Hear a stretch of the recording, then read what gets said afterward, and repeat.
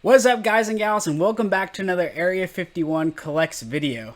Now, on today's video, we're going to talk about PSA closing all of their submissions except for their top 2 levels. What does this mean for the hobby? Is it good? Is it bad? Are we going to try out different grading companies? What do we think about those grading companies? We kind of cover a whole range of topics that turns into a pretty good discussion about what we think is going on with PSA, who's definitely, king of all graders right now, and how we think this impacts them moving forward. If you like videos like this, please consider subscribing to the channel. It really helps a new channel out. We definitely appreciate it. It's completely free, and it lets us know that you like content like this so that we continue to bring videos talking about things in the hobby that you find interesting. I hope you have a nice day, and we'll see you on the next video.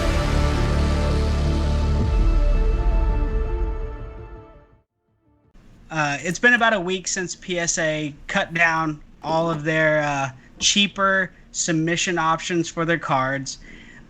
We saw an immediate response from SGC tripling their prices, pretty much eliminating the fact that they were going to get any large queue times. Obviously, that's why they did it. We've seen Beckett not change any of their business practices. Which they had just raised their prices like a month before PSA did it. So, yeah. Right. So they were already on the more expensive end anyways, but they haven't adjusted their pricing since PSA announced it. HGA, which Aaron has talked about, is very difficult to get in. It's a lottery ticket to get cards graded by them. 30,000 people lined up in their queue last week. After PSA made the announcement, 30,000 people went on their queue, and their site crashed because they couldn't handle it. So they delayed and delayed and delayed their actual getting in to submit cards. And the problem is they only take, I think it's 2,000 people can submit cards, and they can only submit up to 5 cards a person. They can submit up to 5 cards a person, but I believe they only take up to 2,000 people, and there were 30,000 people waiting in the queue. It's near impossible to get in. It's very, very difficult. Right. So, with that said, my personal pick, if I wanted to grade cards between now and the next 3 months, I would submit them to CSG. And I'm probably going to do at least like a 10-card trial run of them to see how it goes. Their prices are fair. Their turnaround times are much quicker than Beckett right now, than BGS. So I think that I'm actually going to give them like a 10-card trial run, see how they do, see how they perform. If you yeah, I'll have to see what their bulk rates are. Yeah. Let me know. So if they're not going to go to CSG, then I'm probably holding, because I never could seem to get in with HGA. Obviously, if I get in with HGA, I'll send them 5 cards, but you're not going to make a collection. I have 3 orders waiting in the queue in HGA to just hit the button, and can't seem. I mean, it's tough. I want to submit to HGA far more than I want to submit to PSA. I actively want HGA submissions. I've been wanting that for well before PSA closed their doors. I don't want HGA because PSA closed their doors. I want HGA because their slabs are legit cool, and I want some of my PC stuff in there to show off, and I can't get in to get with HGA. So, Yeah. It's tough. So my opinion is CSG is probably the big winner out of this. I know that there are people trying out CSG that otherwise wouldn't. A lot of people, if they're not submitting with CSG, and they're not BGS super fans, then a lot of people are just holding their cards for 3 months, and they'll eventually just submit to PSA. I mean, we have seen, just so you know, I mean, obviously you do know, but so everybody else knows, talking about the chat here, we have seen already orders that we have had in with PSA since last September. When they closed it down, just a few days after they closed it down, we saw movement on all of our orders that have been there. That's no coincidence. They are focusing, like they are literally pulling everybody, they are focusing on pushing through the backlog, which is estimated to be somewhere in the ballpark of like 10 million cards. Seeing those push-throughs, my hope is that we are going to see most of our orders that we have submitted, because all the orders we did except for one were submitted last year. We're 3 months plus from last year, and our longest order was September, and our shortest order of last year is like mid-December. So 4 months on the shortest one, and 5, 6, 7 months on the longest one. That's a long wait. We have another big order out soon that I'm hoping, I'm hoping that one starts to move too. But I fully believe that in 3 months they want to get caught up on the submission process, because I think they're going to make changes to their submission process. I think that that's part of what's going on with this closure too. They're going to change some parts of their submission process to ensure that they don't get backlogged like this again, because they realize that it's hurting the market and it's hurting them to have such a backlog sitting. 10 million cards out of the market, flooding the market, is going to be detrimental though. So I'm telling you right now, 3 months from now, the card market's going to look very different than it does right now, because 10 million cards are about to flood out into the market.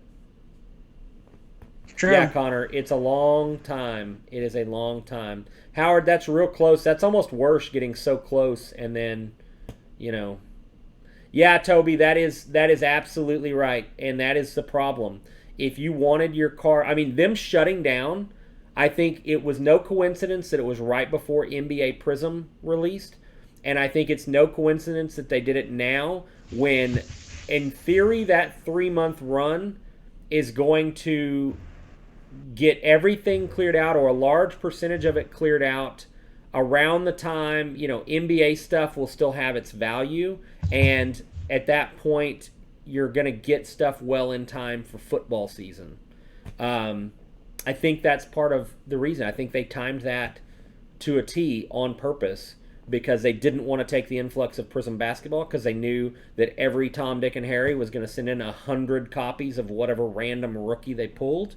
And I think that they wanted to make sure that clearing out the backstock they have right now gets them through this idea of, getting into football season when everybody wants their Justin Herberts and their Joe Burrow rookies back for speculation time. And let's not forget that they were bought out by very, very smart businessmen not that long ago, a couple months ago, that know how to take a company that is successful to even more successful. So obviously they saw an opportunity with the market right now. They know that their slabs sell for more than anyone else. You have to be really gutsy to say, we don't want any more new business. We have to focus on what we have right now. It's a gutsy call for a business to say that. You think about starting up a brand new business and just buying that business and saying, all right, I need to shut things down to focus on this part of the business and not take on any new work. That's a gutsy call. So obviously they know something. I'm telling you right now, there's going to be a huge fluctuation in the market when PSA launches all those cards back out in it, 10 million cards. Even if they get through 8 million of them and not the full 10, but if stuff is moving this quick already, I fully expect them to get through the 10 million. I think they're going to change. I think they're going to change a lot of what they do as far as the grading submissions. So I think it's going to be a big deal. I want in with HGA though, man. HGA, in my opinion, is the top of the level. Look. Here's the thing. At the end of the day, you got to be happy with the PC you have in front of you and in your collection. HGA is putting out the best-looking slabs on the market, hands down, not even comparable right now. In the long run, I think HGA has the credibility that's starting to back up their grading process, the consistency, the technology. They're ahead of the market, and their slabs look amazing. I think HGA has the potential to capitalize because they're keeping their turnaround times. All these cards you see them putting on their Facebook and their Instagram and stuff are cards that they only post after the customer has received the grading profiles, after they've sent it to the customer.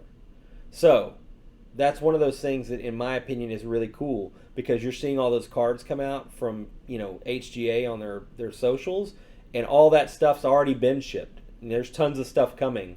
They're hitting their turnaround times. Yeah. I get why they're limiting the queue, but I mean, they've got to expand a little bit. I get it, but they need to expand a little bit. They need to get it open, and they need to do it now, because I guarantee you that people that get HGA stuff back in this time where PSA is shut down, they submit it and they get it back before PSA opens back up. I can tell you right there that they're going to be getting customers, and the values of HGA slabs on the market are going to reflect it and go up, and that's what they want for future business. So hopefully they'll kind of get it together.